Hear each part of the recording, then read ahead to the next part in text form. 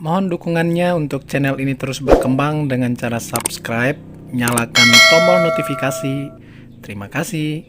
Tuhan Yesus memberkati. Kisah Para Rasul pasal 9. Saulus bertobat. Sementara itu berkobar-kobar hati Saulus untuk mengancam dan membunuh murid-murid Tuhan. Ia menghadap imam besar dan meminta surat kuasa daripadanya untuk dibawa kepada majelis-majelis Yahudi di Damsyik, supaya jika ia menemukan laki-laki atau perempuan yang mengikuti jalan Tuhan, ia menangkap mereka dan membawa mereka ke Yerusalem. Dalam perjalanannya ke Damsyik, ketika ia sudah dekat kota itu, tiba-tiba cahaya memancar dari langit mengelilingi dia.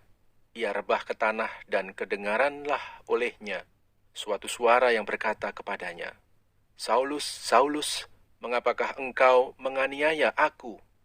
Jawab Saulus, "Siapakah engkau, Tuhan?" Katanya, "Akulah Yesus yang kau aniaya itu. Tetapi bangunlah dan pergilah ke dalam kota. Di sana akan dikatakan kepadamu apa yang harus kau perbuat." Maka termangu-mangulah teman-temannya seperjalanan, karena mereka memang mendengar suara itu, tetapi tidak melihat seorang juga pun. Saulus bangun dan berdiri, lalu membuka matanya, tetapi ia tidak dapat melihat apa-apa. Mereka harus menuntun dia masuk ke Damsyik. 3 hari lamanya ia tidak dapat melihat, dan 3 hari lamanya ia tidak makan dan minum. Di Damsyik ada seorang murid Tuhan bernama Ananias. Firman Tuhan kepadanya dalam suatu penglihatan. "Ananias," jawabnya, "Ini aku, Tuhan." Firman Tuhan, "Mari, pergilah ke jalan yang bernama Jalan Lurus, dan carilah di rumah Yudas seorang dari Tarsus yang bernama Saulus. Ia sekarang berdoa, dan dalam suatu penglihatan ia melihat bahwa seorang yang bernama Ananias masuk ke dalam dan menumpangkan tangannya ke atasnya, supaya ia dapat melihat lagi." Jawab Ananias, "Tuhan, dari banyak orang telah kudengar tentang orang itu, betapa banyaknya kejahatan yang dilakukannya terhadap orang-orang kudus-Mu di Yerusalem. Dan ia datang kemari dengan kuasa penuh dari imam-imam kepala untuk menangkap semua orang yang memanggil nama-Mu." Tetapi firman Tuhan kepadanya, "Pergilah, sebab orang itu adalah alat pilihan bagiku untuk memberitakan namaku kepada bangsa-bangsa lain serta raja-raja dan orang-orang Israel. Aku sendiri akan menunjukkan kepadanya betapa banyak penderitaan yang harus ia tanggung oleh karena namaku." Lalu pergilah Ananias ke situ dan masuk ke rumah itu. Ia menumpangkan tangannya ke atas Saulus, katanya, "Saulus, saudaraku, Tuhan Yesus yang telah menampakkan diri kepadamu di jalan yang engkau lalui, telah menyuruh aku kepadamu, supaya engkau dapat melihat lagi dan penuh dengan Roh Kudus." Dan seketika itu juga seolah-olah selaput gugur dari matanya, sehingga ia dapat melihat lagi. Ia bangun lalu dibaptis, dan setelah ia makan, pulihlah kekuatannya. Saulus dalam lingkungan saudara-saudara. Saulus tinggal beberapa hari bersama-sama dengan murid-murid di Damsyik. Ketika itu juga ia memberitakan Yesus di rumah-rumah ibadat dan mengatakan bahwa Yesus adalah Anak Allah. Semua orang yang mendengar hal itu heran dan berkata, "Bukankah dia ini yang di Yerusalem mau membinasakan barang siapa yang memanggil nama Yesus ini? Dan bukankah ia datang ke sini dengan maksud untuk menangkap dan membawa mereka ke hadapan imam-imam kepala?" Akan tetapi Saulus semakin besar pengaruhnya, dan ia membingungkan orang-orang Yahudi yang tinggal di Damsyik, karena ia membuktikan bahwa Yesus adalah Mesias. Beberapa hari kemudian, orang Yahudi merundingkan suatu rencana untuk membunuh Saulus. Tetapi maksud jahat itu diketahui oleh Saulus. Siang malam orang-orang Yahudi mengawal semua pintu gerbang kota supaya dapat membunuh dia. Sungguh pun demikian, pada suatu malam, murid-muridnya mengambilnya dan menurunkannya dari atas tembok kota dalam sebuah keranjang. Setibanya di Yerusalem, Saulus mencoba menggabungkan diri kepada murid-murid, tetapi semuanya takut kepadanya, karena mereka tidak dapat percaya bahwa ia juga seorang murid. Tetapi Barnabas menerima dia dan membawanya kepada rasul-rasul dan menceritakan kepada mereka bagaimana Saulus melihat Tuhan di tengah jalan, dan bahwa Tuhan berbicara dengan dia, dan bagaimana keberaniannya mengajar di Damsyik dalam nama Yesus. Dan Saulus tetap bersama-sama dengan mereka di Yerusalem, dan dengan keberanian mengajar dalam nama Tuhan. Ia juga berbicara dan bersoal jawab dengan orang-orang Yahudi yang berbahasa Yunani, tetapi mereka itu berusaha membunuh dia. Akan tetapi setelah hal itu diketahui oleh saudara-saudara anggota jemaat, mereka membawa dia ke Kaisarea dan dari situ membantu dia ke Tarsus. Selama beberapa waktu, jemaat di seluruh Yudea, Galilea, dan Samaria berada dalam keadaan damai. Jemaat itu dibangun dan hidup dalam takut akan Tuhan. Jumlahnya makin bertambah besar oleh pertolongan dan penghiburan Roh Kudus. Petrus menyembuhkan Eneas dan membangkitkan Dorkas. Pada waktu itu, Petrus berjalan keliling, mengadakan kunjungan kemana-mana. Dalam perjalanan itu, ia singgah juga kepada orang-orang kudus yang di Lida. Di situ didapatinya seorang bernama Eneas yang telah 8 tahun terbaring di tempat tidur karena lumpuh. Kata Petrus kepadanya, "Eneas, Yesus Kristus menyembuhkan engkau. Bangunlah dan bereskanlah tempat tidurmu." Seketika itu juga bangunlah orang itu. Semua penduduk Lida dan Saron melihat dia. Lalu mereka berbalik kepada Tuhan. Di Yope ada seorang murid perempuan bernama Tabita, dalam bahasa Yunani Dorkas. Perempuan itu banyak sekali berbuat baik dan memberi sedekah. Tetapi pada waktu itu ia sakit lalu meninggal. Dan setelah dimandikannya, mayatnya dibaringkan di ruang atas. Lida dekat dengan Yope. Ketika murid-murid mendengar bahwa Petrus ada di Lida, mereka menyuruh 2 orang kepadanya dengan permintaan, "Segeralah datang ke tempat kami." Maka berkemaslah Petrus dan berangkat bersama-sama dengan mereka.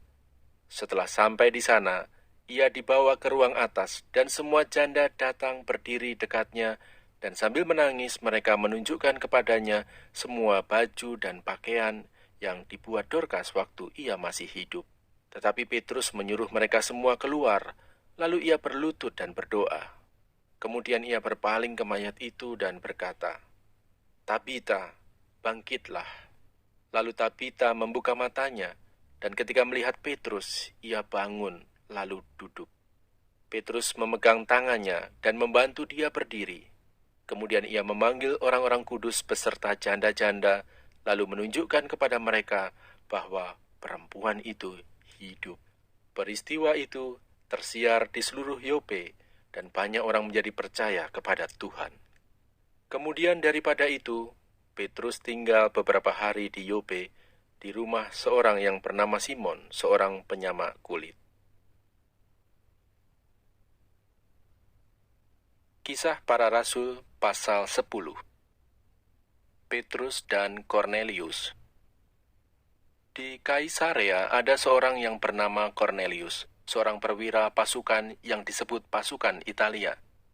Ia saleh, ia serta seisi rumahnya takut akan Allah, dan ia memberi banyak sedekah kepada umat Yahudi dan senantiasa berdoa kepada Allah.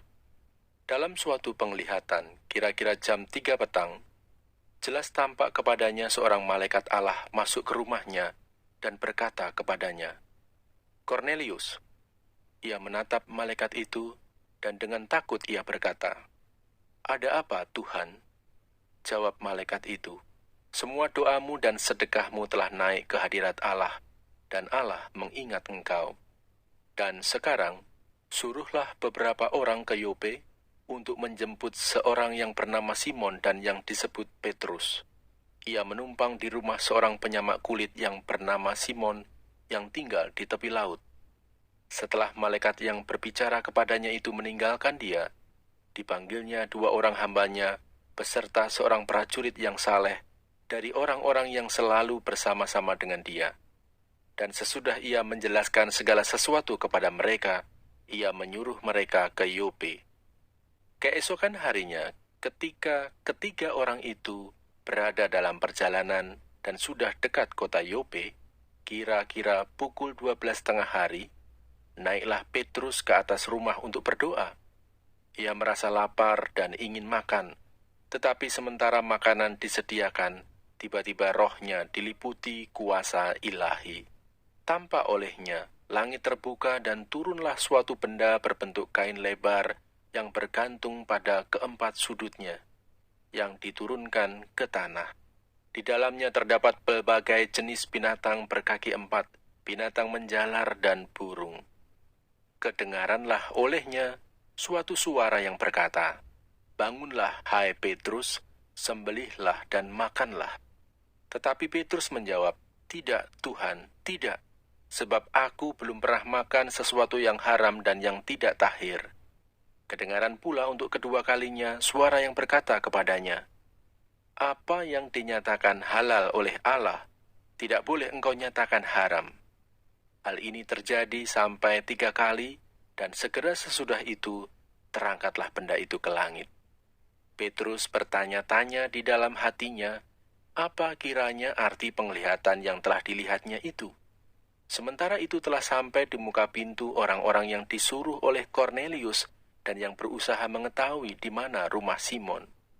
Mereka memanggil seorang dan bertanya, apakah Simon yang disebut Petrus ada menumpang di rumah itu? Dan ketika Petrus sedang berpikir tentang penglihatan itu, berkatalah roh, "Ada 3 orang mencari engkau. Bangunlah, turunlah ke bawah, dan berangkatlah bersama-sama dengan mereka.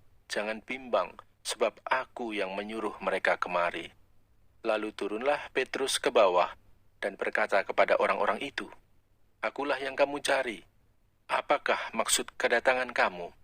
Jawab mereka, "Kornelius, seorang perwira yang tulus hati dan takut akan Allah, dan yang terkenal baik di antara seluruh bangsa Yahudi, telah menerima penyataan Allah dengan perantaraan seorang malaikat kudus, supaya ia mengundang engkau ke rumahnya dan mendengar apa yang akan kau katakan." Ia mempersilahkan mereka untuk bermalam di situ. Keesokan harinya ia bangun dan berangkat bersama-sama dengan mereka, dan beberapa saudara dari Yope menyertai dia. Dan pada hari berikutnya, sampailah mereka ke Kaisarea. Kornelius sedang menantikan mereka, dan ia telah memanggil sanak saudaranya dan sahabat-sahabatnya berkumpul. Ketika Petrus masuk, datanglah Kornelius menyambutnya, dan sambil tersungkur di depan kakinya ia menyembah Petrus. Tetapi Petrus menegakkan dia, katanya, "Bangunlah, aku hanya manusia saja." Dan sambil bercakap-cakap dengan dia, ia masuk dan mendapati banyak orang sedang berkumpul.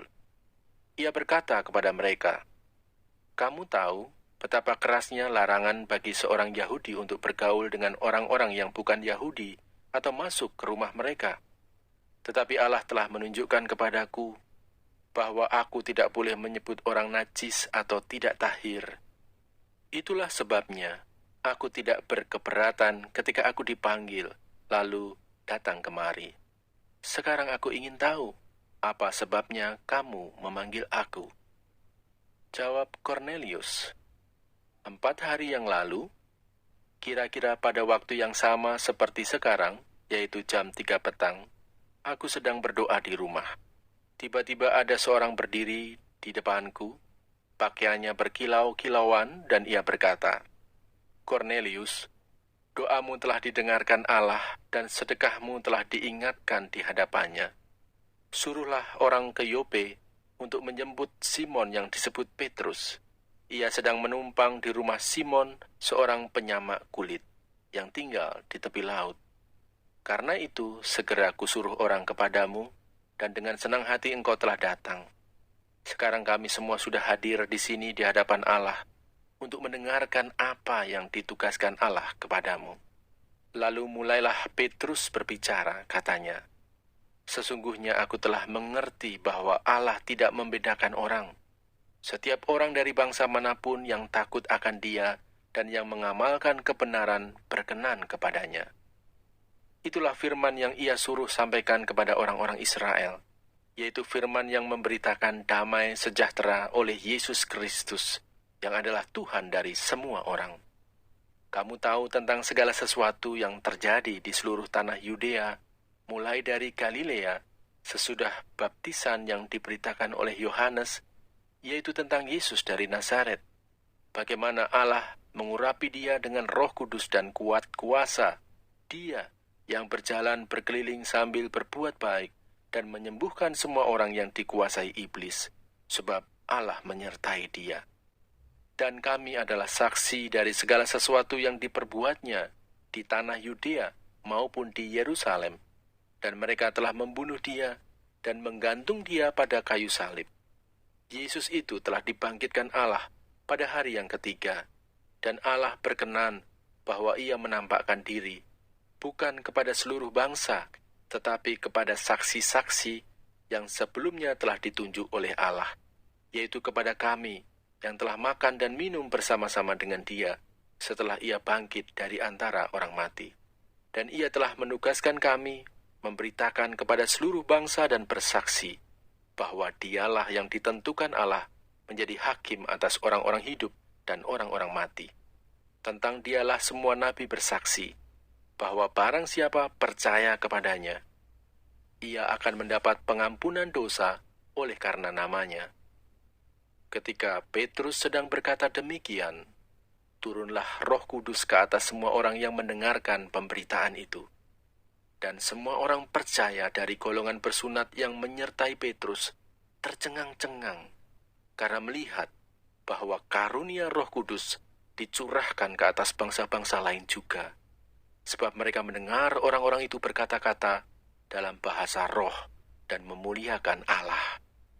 Lalu kata Petrus, "Bolehkah orang mencegah untuk membaptis orang-orang ini dengan air, sedangkan mereka telah menerima Roh Kudus sama seperti kita?" Lalu ia menyuruh mereka dibaptis dalam nama Yesus Kristus. Kemudian mereka meminta Petrus supaya ia tinggal beberapa hari lagi bersama-sama dengan mereka.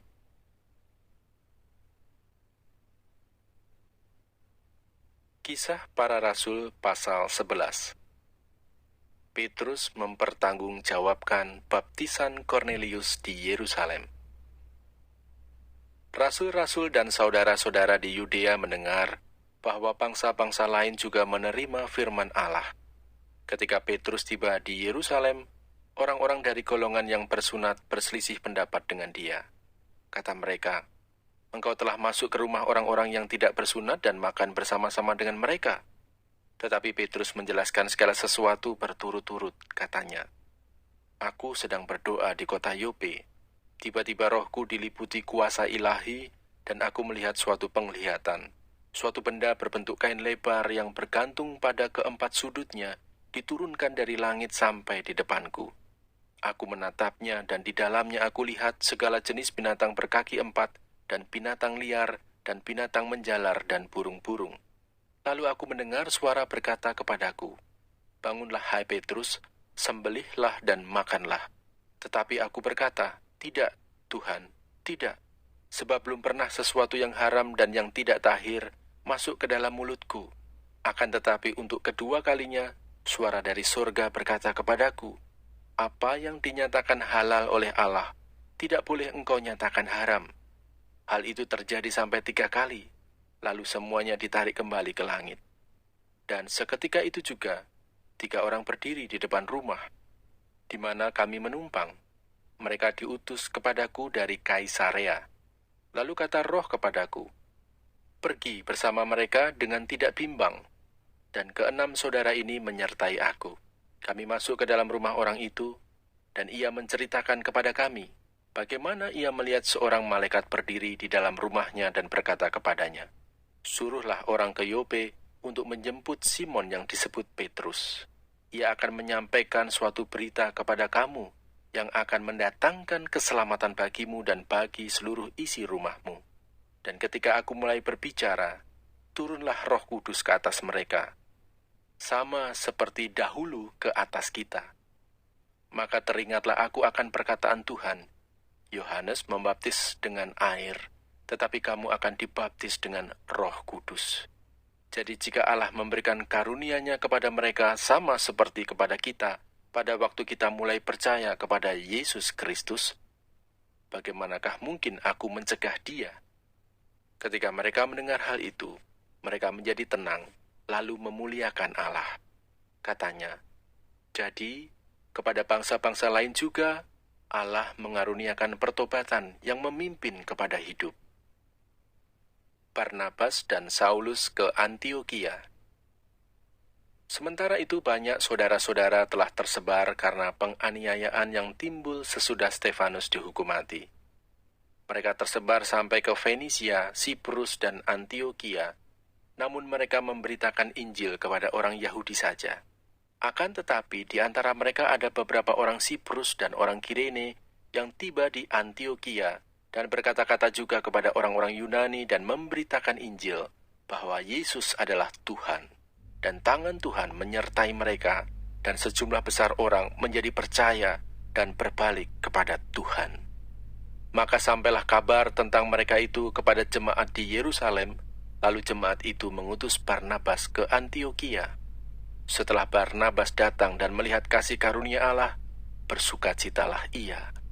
Ia menasihati mereka supaya mereka semua tetap setia kepada Tuhan, karena Barnabas adalah orang baik, penuh dengan Roh Kudus dan iman. Sejumlah orang dibawa kepada Tuhan. Lalu pergilah Barnabas ke Tarsus untuk mencari Saulus, dan setelah bertemu dengan dia, ia membawanya ke Antiokhia. Mereka tinggal bersama-sama dengan jemaat itu 1 tahun lamanya sambil mengajar banyak orang.